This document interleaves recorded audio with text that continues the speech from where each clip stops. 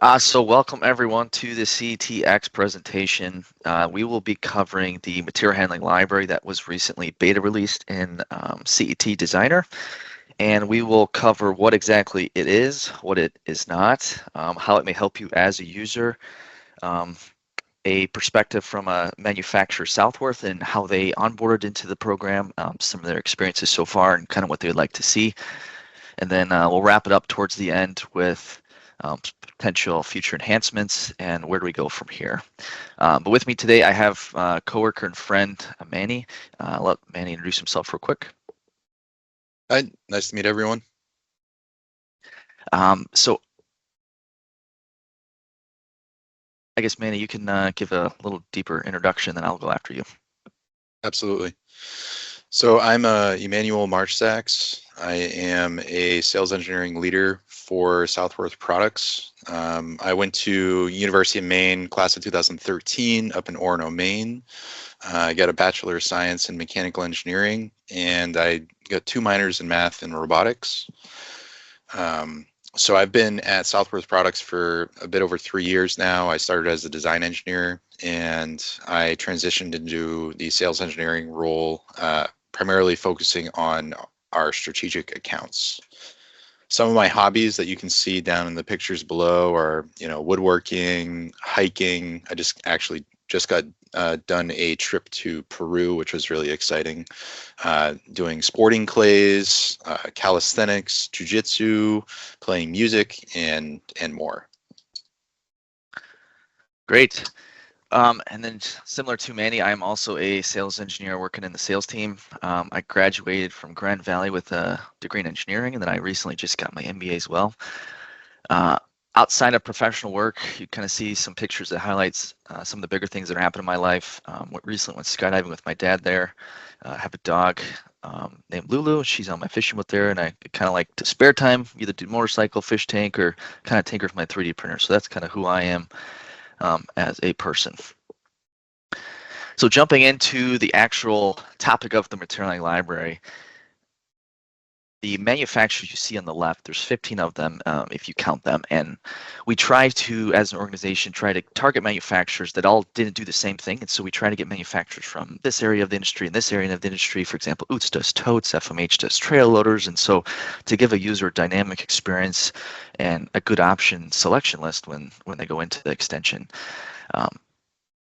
So backing up even further, what is it and why are the manufacturers here? So if you're a designer, you're an engineer, you're a consultant, whatever position you hold and you're using the software, typically what you'd want to do or have to do if you have a design is your company manufactures just conveyor. Your company is maybe just an integrator and you manufacture anything, but you hire and then you put together the project. You typically contact each one of these companies and you say, hey, I'd like a quote for this many totes or this many trail loaders or this many tote lifts. And then I need it, of course, tomorrow, and I need a price, I need a CAD file, and I need all of these things, which are typically unrealistic timelines and expectations based on the company's workload and capacity they're having. And so typically you just have to put in a price or a placeholder, CAD block, or a square, and that's not good for the overall project lifecycle and the design. And so the pain and problem the library solves is instead of a user having to go email and do all of those things outside of the tool, instead you can stay inside the software, navigate to this folder or an extension, and drag and drop the products you need from each manufacturer, and that will include a price. It'll include the website to the manufacturer website if you need more information or you actually want to click order, for example. So that's the pain it solves. And then on the right, we kind of show a blurry picture. And I show that because on the left is 15 manufacturers. On the right, we want to release the cap. We have a cap right now to try to maintain the quality and get the library up to snuff before we say, hey, everyone else is welcome to join. So in the next few months, we should be opening that cap, but we have a nice healthy backlog of manufacturers and interest to join. And so it's only going to get better by the day. If you go to our marketplace on the left, that's how it looks today, highlighted in yellow there. And it is important to note, you do need to buy the full license of CET. There's 2 license types. You do need to buy the full, and the full will then give you access for free to the library when it shows beta there. In the center, there's a video that is going to be playing that you can watch and follow along with, but on the right is a snip of when you actually go into the extension of the library. It's broken into two parts. The top, which is orange, that I've kind of applied some colors to make it easier to follow along. The top is more filtering and how you get to the products, and the bottom is a visual presentation of the manufacturer's logos, the names, and so forth. So there's two options to navigate. One, you could filter and search by the bottom. If you're more of a visual logo person, you say, hey, I know SICK does scanners, or I know Interlocks does this, this, and this. You can go in there. Or instead, if you're a new engineer to the market or a new user and you say, hey, I don't know any of these companies, but I just know I need a robot, you could go search by category or filter at the top. Instead, it'll present you the products in that form versus just saying, hey, here's a company. So in the center, when you drag and drop, it drops in 2D and 3D, and that's important to note that each block comes with both already, which is great, so you don't need to draw one if you have the other. And then once you drop in a product, it will come with green properties, and that will have a bunch of options. And so you can see going down a list of, this is one of Manny's lifts from Southworth, and so you could have bellows, you could not have bellows, you could have it raised, and you also see their website. And so we try to make it as user as friendly as possible, and then if you need more information, of course, there's their contact info. Yeah, thanks for that, Riley. So a little bit of background about Southworth products. So we began our journey in the late 1800s in Portland, Maine. So originally Southworth was a publishing company, and we transitioned into kind of manufacturing graphics art machinery in around 1890. And as our company evolved, we realized there was a really strong need for ergonomic material handling equipment. And so we've established ourselves as a leader in vertical lifting, work positioning, and work positioning solutions. So our mission as a company is to make the toughest material handling work faster, safer, and easier by creating customized vertical work positioning solutions and services designed to improve productivity and safety. Over to the right, you see a video that's playing that really paints a really great picture of the variety of solutions that we provide. And it must have been around a year and a half, 1.5 to 2 years ago, that I ran into Riley at Modex, and I was really interested and intrigued by what Configura could provide as a program, right? And this aligns with our vision. This aligns with our mission. And just a little bit of background on our vision too is we want to be the global leader in the design, development, manufacture, distribution, and support of solutions and services to make material handling safer and more productive.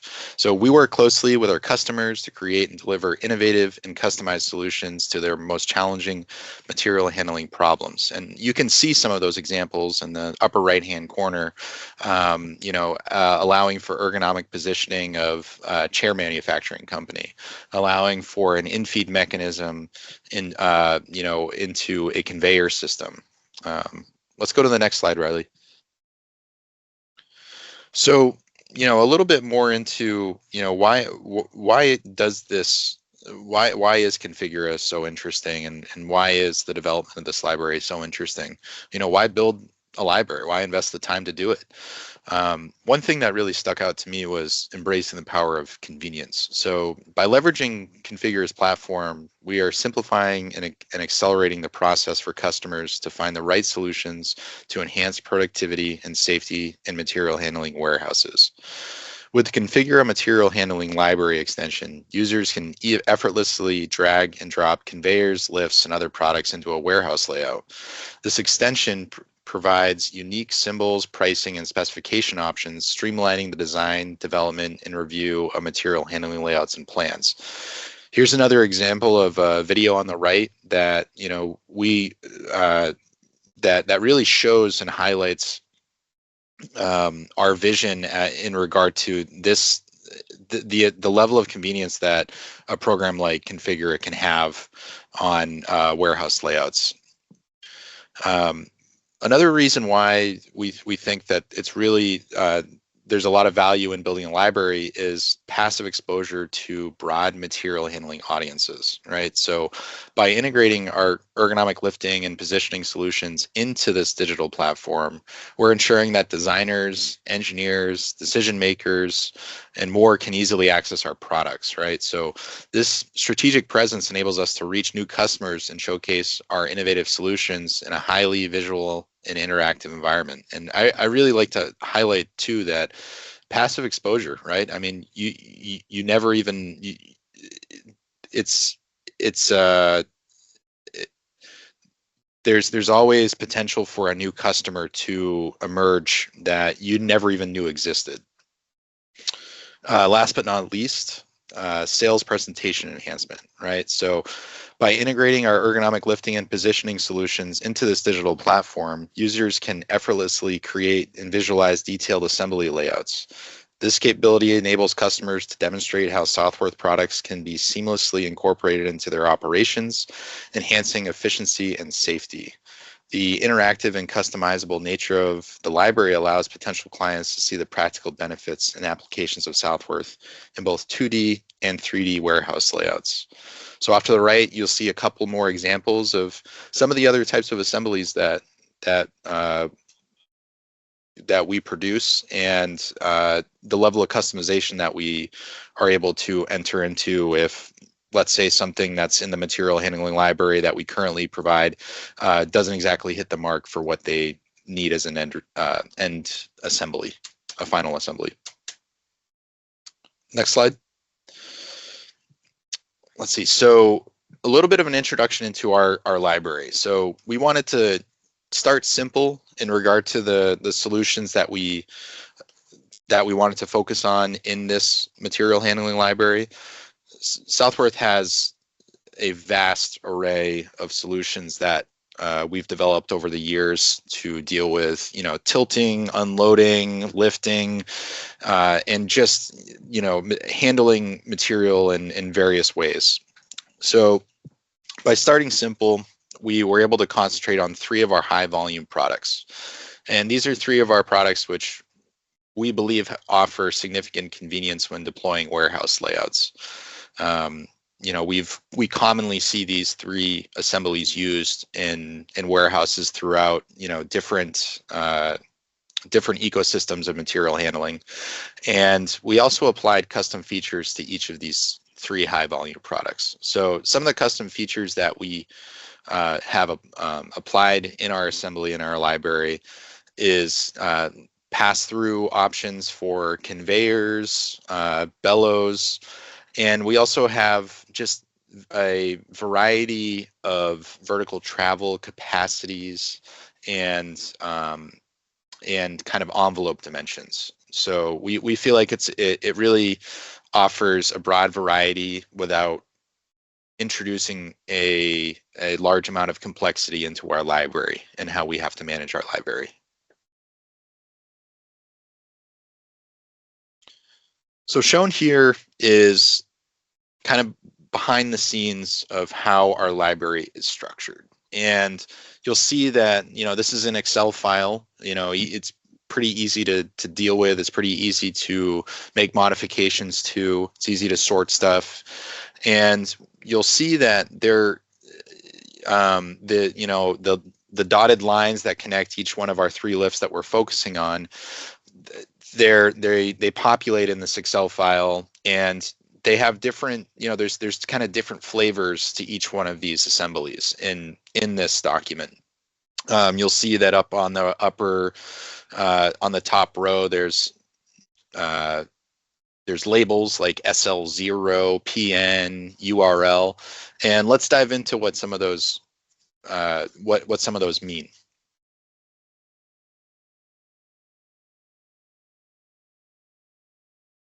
So shown in the table on the lower right hand corner is a bit of a glossary for how these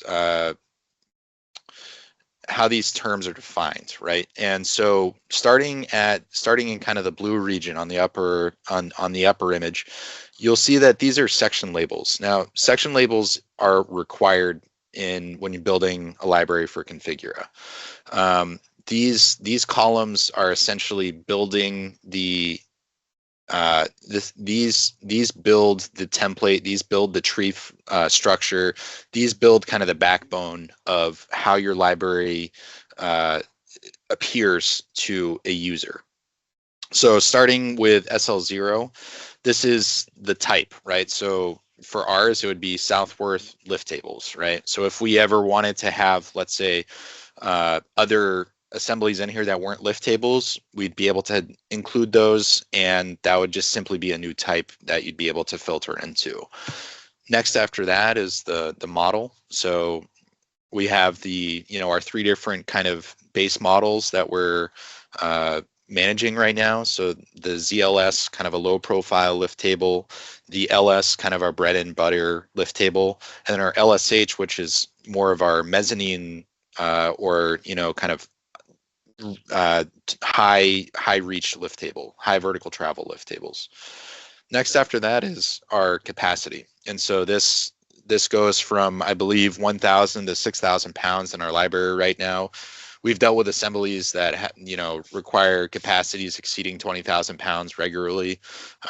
So it's if a custom desire ever came up or a custom need ever came up, the customer can reach out to us and then we can continue that conversation. After that is vertical travel. So we go from 24 inches of vertical travel to, I believe, 144 inches of vertical travel in our assemblies. After that is platform size.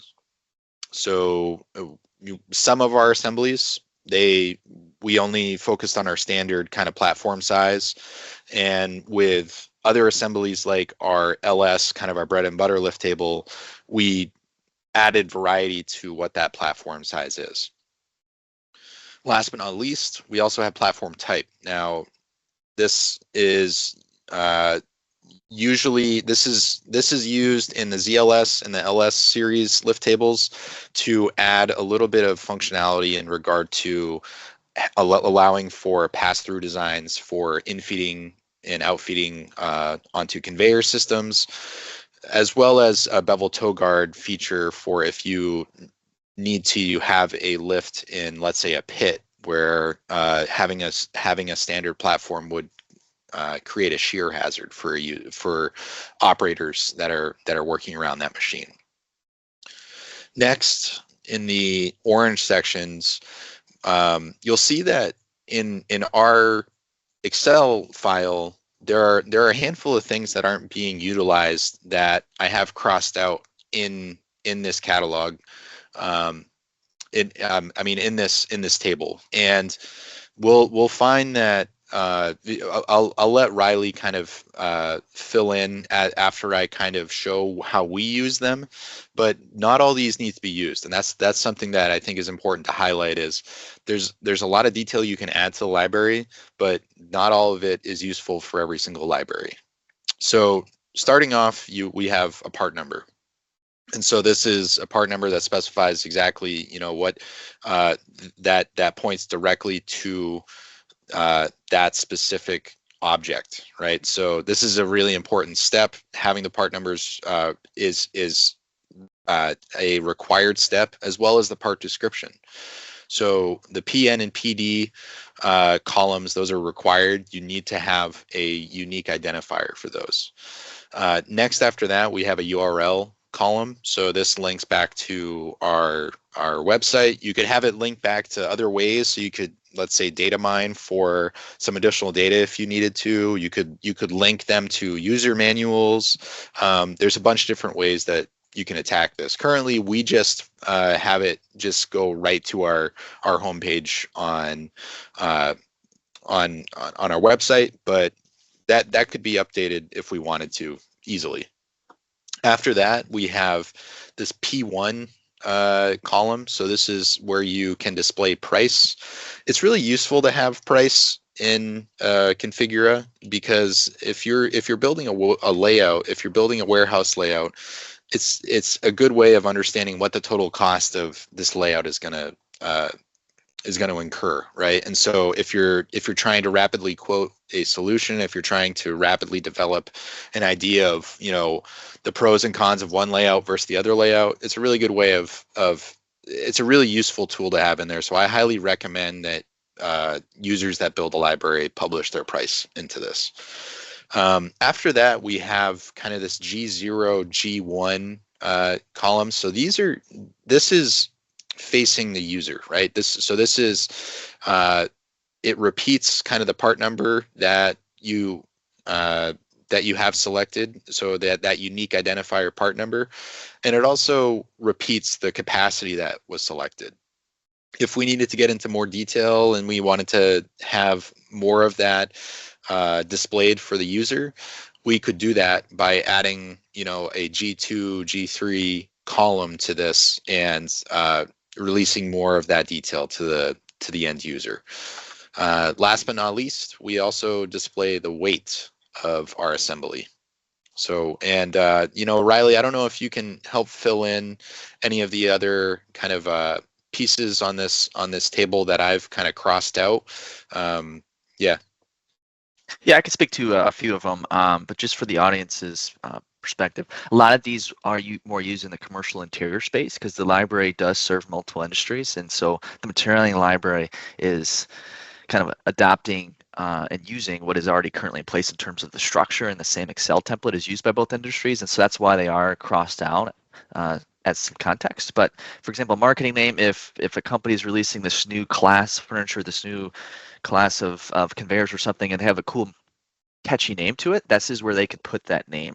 But in this case, in at least the material handling industry, we haven't seen this be too applicable, but it is there if someone wants to use it. And then part class, subclass, that's where actually if you'd like to filter by technology, so if it'd be like, for example, pallet, and then, or I'm sorry, it'd be a lift, and then a subclass could be pallet lift. And so again, we're kind of exploring if this is of use, but at the moment we aren't really utilizing these. Generic codes are sometimes generated for pricing discounts, or if there's a fluctuation in materials and let's say wood is skyrocketed, a code could be applied to kind of help combat that.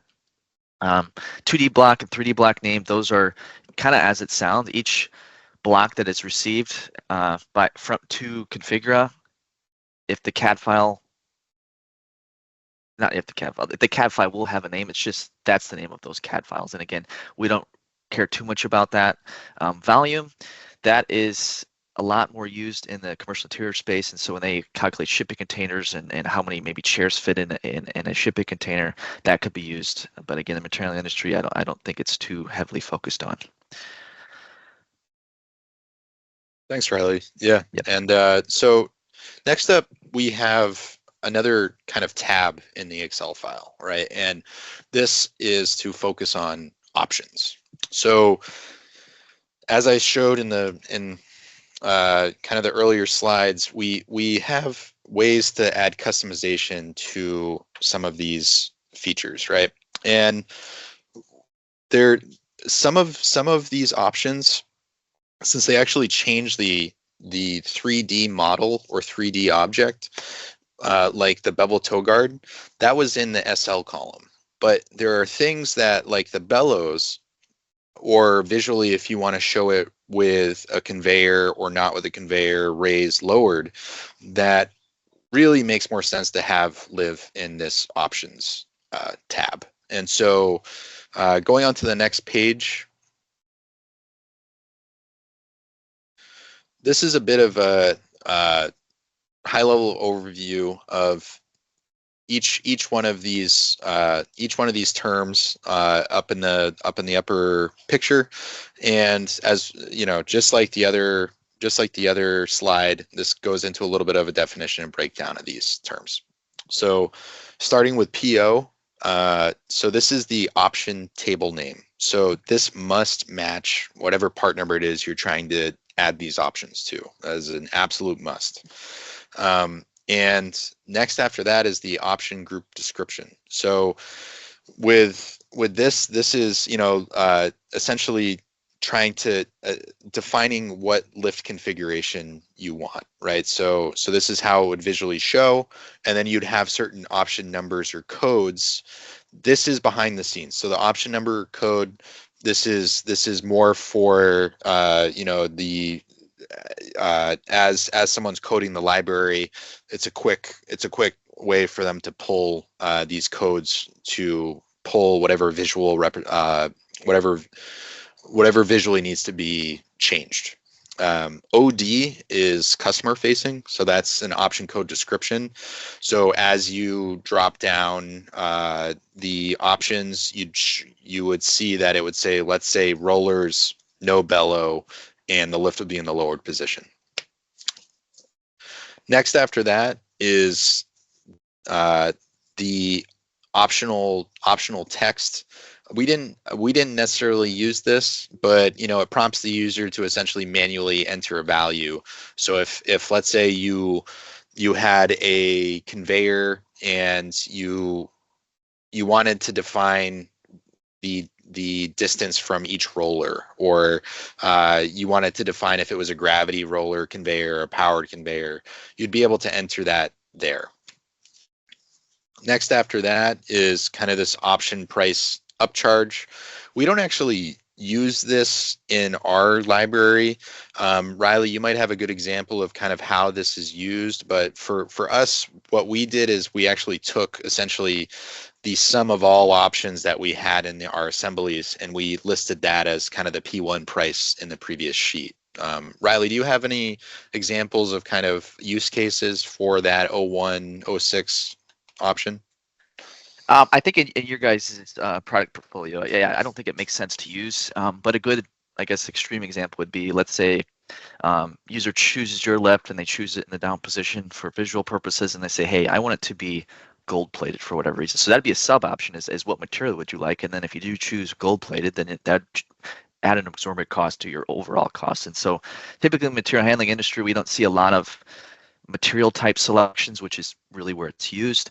And then down below, some of the other things Manny's team does not utilize, which makes sense, is option-based imaging and materials. And so more on the commercial interior space, in that green properties box, if you were to highlight and go over, hey, I want this surface finish on this desk, a JPEG would be presented in smaller form to say, hey, this is actually what that like color of wood or texture of wood looks like, or if you want redwood or dark wood. And so again, those are used in commercial interiors, not really applicable to material handling. Yeah, thanks, Riley. I mean, that's really interesting too, because when I think about even expanding our library, if we ever, let's say, wanted to get into because we have assemblies that work in water washdown applications and other types of applications where stainless would be required. That could be an easy way to add that option and then have that price upcharge embedded into this library without actually having to change the CAD library at all. That's really fascinating. Yeah, correct. Without having to overhaul your entire library process and your structure, you can just simply add that. So yeah, Manny, that's a fantastic point. So that's kind of a high level overview of how the Excel file kind of functions that builds this library, and this is yet another kind of example of how this is deployed in Configura, right? So you'll see on the left hand side, material handling library showing Southworth lift tables, and you see the multitude of selections that you can select on the left hand side in regards to the lift tables. And what's really great is you get that, as Riley already said, you get that 2D and 3D representation of our assemblies, right? So it allows for you to have an easy way of let's say building a layout in 2D, and it also gives you an easy way of visualizing that warehouse layout in 3D. So this is an example of a fleshed out warehouse, right? So this is one that a lot of time has been put into, and in this warehouse layout, there's a few examples of, let's say, of Southworth assemblies being used, right? So in the lower right-hand corner, you have a ZLS floor height lift table being used to, ergonomically position packages such that someone could move, move boxes from the pallet to the table in an ergonomic manner. You also have shown on the middle image on the right a kind of in-feed, out-feed setup for the ZLS lift table. And then up on the upper right-hand corner, you have a lift table being used to ergonomically position a pallet such that someone could pick off that if needed. What's really great about this is it really adds that. I mean, look at, when you look at the large picture, you look at that 3D visualization, it's really great to see how easy it is to picture what this solution is going to look like in the actual warehouse. I mean, think about it from a sales engineering standpoint. You can really sell this concept very well to people that aren't fluent in reading 2D drawings and top-down drawings, right? So it's a really great visual experience that they've been able to create here in this Configura application.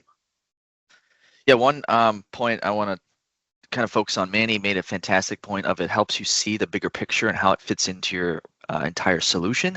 But something that's often overlooked but very important is the scale in which the model comes in your workspace. And so sometimes when you receive a CAD block in whatever file type form, STP, DWG, etc., sometimes those are scaled incorrectly or scaled in the wrong unit of measure. And so it could be imperial, it could be metric. And so I've seen a lot of times more than not where the block is maybe scaled 60% because someone accidentally did that, and then we just assumed from there out that it was 60% bigger than what it was. And then when you come to click order and you go to commission and install that solution, you have a big gap in space, or you don't have enough space because the block was too big or too small. And so you can ensure that each block coming from Manny's library and every other manufacturer will be correct in size, and so you can have the confidence knowing if it fits in your solution in CET, and then in real life it will also reflect that. Yeah, it's a great point, Riley. Yeah, thank you. So, to highlight some of the successes and challenges that we faced, one of the successes that we really that we're really proud of is this has been really instrumental in establishing our relationship with Configura. And this has really influenced our ability to identify and validate patterns within the material handling industry. So Configura has also helped us uncover patterns that we really might have otherwise missed. Additionally, deploying our library has provided valuable discussion points with several existing customers and users of CET material handling. Now, while we anticipated attracting kind of more customers with the library's release from kind of a passive standpoint, this outcome is kind of yet to fully materialize.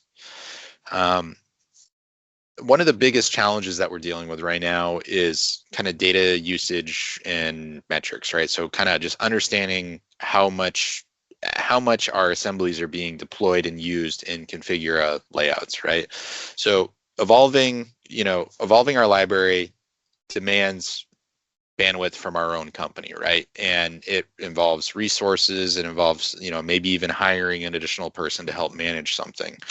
And at present, we just lack the incentive to pursue additional resource allocation because we can't confidently determine what the next steps should be. What assemblies should we focus on? What custom features should we focus on?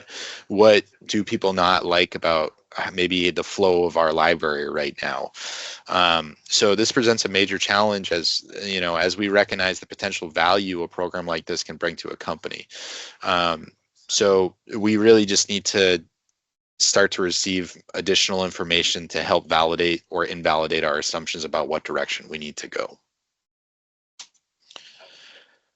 So some expectations and needs that our company has with the material handling library is we really want to have greater transparency of our product usage. We really require a clearer understanding of how frequently the current components are being utilized in our library. Without this data, we're truly navigating in the dark, and it's hard for me to propose new options to, let's say, my own management team if I don't have good data to back it up. The other, expectation that I have is I really want to create a good environment for customer expansion, and I really think that I strongly believe that Configura's material handling library is going to increase our passive exposure to the market. Even though we haven't seen the data firsthand, I'm confident that this is something that will become a reality as this expands into a broader and broader reach of customers. Great, thanks, Manny. And what you just kind of heard from Manny is some of his good experiences and some not so good, and some things he'd like to see in the future. And that's exactly what we want as a company at Configura, to hear from manufacturers is true, honest, raw feedback to make sure they have a good experience, and it also benefits them, but it also benefits the users. So we're trying to play a game of benefiting users and manufacturers, and we want to do that in the best way possible. So we're kind of hearing that first initial feedback from Southworth, and we want to, as a company, address that. And one of the things we're trying to work on is, at least for extensions, manufacturer extensions, I know we're releasing a analytics package which allows you to see some kind of under the hood, if you would, data. In terms of specifics, we could do a deeper dive session in a different call, but in terms of this, at least it is available as an option, it is being released. But what I would love to see, and what I hear kind of whispering internally here, is potentially might dive into this for the library folks. And so you can be able to potentially see who's using it, how many blocks are being clicked on, at what capacity, and things like that. And so that's what I'd love to see personally, and I'm driving hard to make that happen, because I think that really serve the market and serve the manufacturers to get that data everyone needs to justify being in here, or offering the right products. Because a user, it'd be the worst case to have a manufacturer offer 1,000 items and none of them are applicable or needed by a user, and it just fills up space. We need applicable products that actually help the experience of the software. So beyond analytics, product tree structures, it seems like a small feature, but in hindsight, it actually is quite helpful. And so on the left, the bottom two pictures is what Southworth's library looks like before, or not before, but without product tree structures. And then the next picture shows with tree structures. And so without, it just gives you a long, nice list of visual icons you could click, versus if you're more of an analytical, or you like to really get into the nitty-gritty details of the product before you actually drag it into place, you could then click into each folder and search by weight, capacity, and then different table size, or X, Y, and Z. And it's up to Southworth to classify how they would like to present their tree structures. But at the moment, that is a great feature that's been released, and I'm happy because it organizes the data if you would like to see it that way. Another plan that's actually in the works today, which I like, is pick list. And so it's often misunderstood that if you drag and drop a product into the workspace, it's just assumed whatever that raw cost is, like, well, that's the raw cost. But in reality, if you're an integrator, if you're someone who's selling the solution but then also responsible for installing it, it also requires then mechanical engineering hours to pay a mechanical engineer to say, hey, what horsepower do I need? Handle the facilitation of ordering the equipment. Maybe you need a controls engineer to look it over and say, hey, do we need an e-stop switch, or a PLC cabinet to control this technology? And then actually commissioning hours. And so, hey, you need to pay a mechanical installer 20 hours, but then a controls installer 2 hours. And so all of those costs, either per hour or just per raw cost, adds to the entire holistic cost of the product. And so this pick list gives the user a chance to input each of those hours or costs, or whatever unit of measure you'd like to reflect that into a nice dialog box to then create a holistic cost.